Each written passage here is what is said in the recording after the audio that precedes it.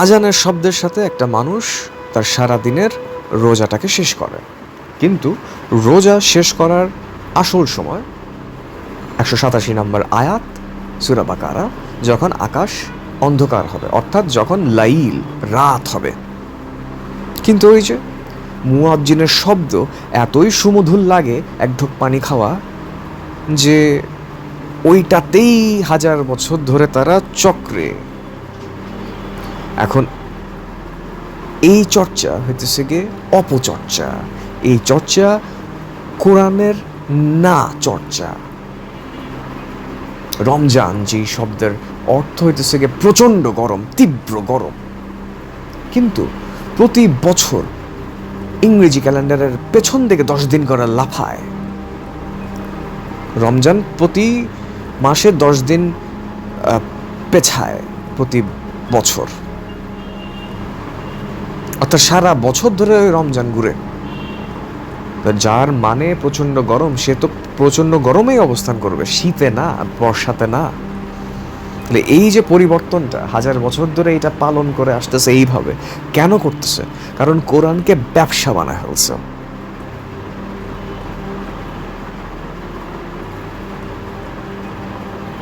ব্যবসা শুধু কাবা, বাইতুল্লাহ, একটা ঘর, ইব্রাহিম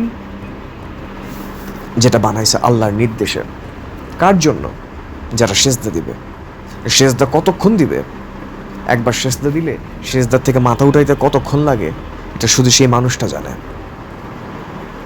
5 ওয়াক্ত নামাজের কোনো ভিত্তি নাই, কোরআনে না হলেও 11 ওয়াক্ত স্পষ্টভাবে উল্লেখ করে দেওয়া।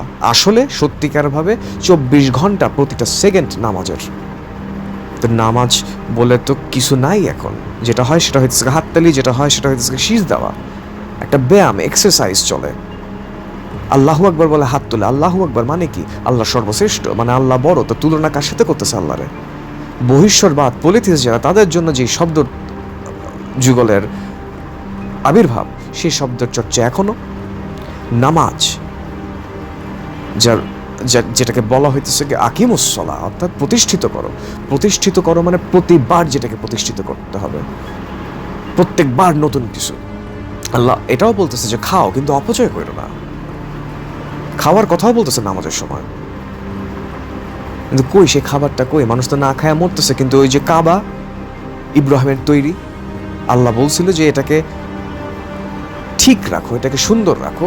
সেই কাবার উপরে তো সুটটাই পরানো, সোনা দেয়া। মানুষ না খায় মরে। তো কাবা তো সমগ্র বিশ্বের প্রত্যেকটা মানুষের একটা আশ্রয়স্থল হওয়ার কথা, কিন্তু না। এইটা হইতেছে কি ইসলাম, এটা হচ্ছে মুসলমানের বাচ্চা। এইভাবে চলতেছে 1000 বছর ধরে। কেন? কারণ মুসলমানরা একটা নির্দিষ্ট জনগোষ্ঠীকে দায়িত্ব দিয়ে দিছে, যারা লেবাস পরা।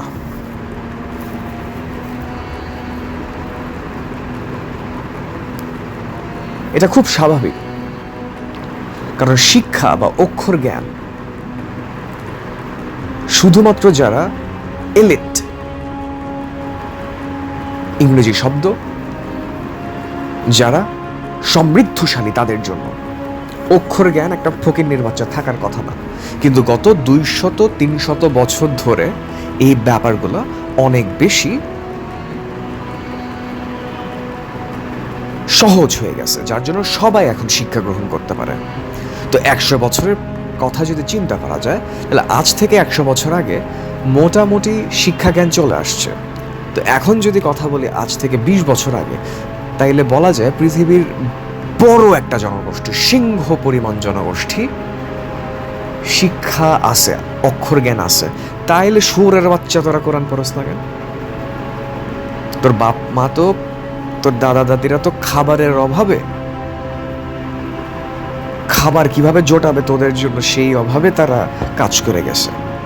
তোদের চিন্তা কি নিয়ে তোরা কোরআন পড়স না কেন? হারামজাদার বাচ্চা। কোরআনটা পড়লে তাদের মাথায় ঢুকবে আসলে কি করা যাবে, কি করা যাবে না। এটাই সর্বপ্রথম কাজ মানুষের।